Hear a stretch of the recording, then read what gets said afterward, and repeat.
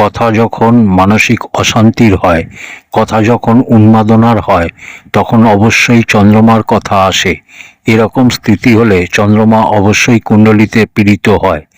জ্যোতিষশাস্ত্র বলে জন্মকুণ্ডলীর যে কোনো ভাব হোক, যে কোনো লগ্ন হোক, যে কোনোভাবে যে কোনো লগ্নে চন্দ্রমা যদি দুটো পাপ গ্রহের জ্যোতিতে এসে যায় বা দুটো পাপ গ্রহের দ্বারা দৃষ্টিত হয়ে যায়, তাহলে এরকম জাতক নিঃসন্দেহে মানসিক অশান্তিতে সারা জীবন ব্যতীত করে। আর গ্রহস্থিতি খারাপ হয়ে গেলে তার জীবনে উন্মাদনা স্থিতিও এসে যায়। এবার এই দুটো পাপ গ্রহ কে?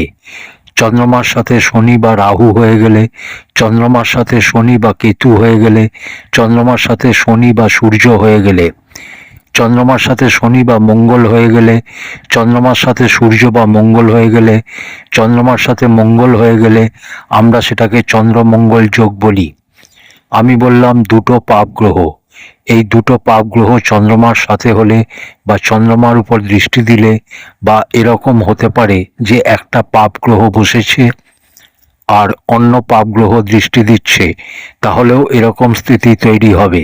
সূর্যের সাথে চন্দ্রমা হলে সোজা ব্যাপার যে অমাবস্যা হবে, আর মঙ্গলের সাথে হলে, যদিও সূর্য ও মঙ্গল দুজনেই চন্দ্রমার মিত্র, কিন্তু দুজনেই চন্দ্রমার সাথে হলে সূর্য চন্দ্রমাকে অস্ত করে দেবে আর মঙ্গল চন্দ্রমাকে ধৈর্যবিহীন বানিয়ে দেবে।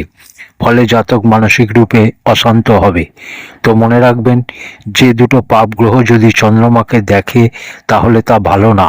কুণ্ডলিতে এরকম স্থিতি হলে এর প্রতিকারী হিসাবে শিব আরাধনা করুন, লাভ পাবেন।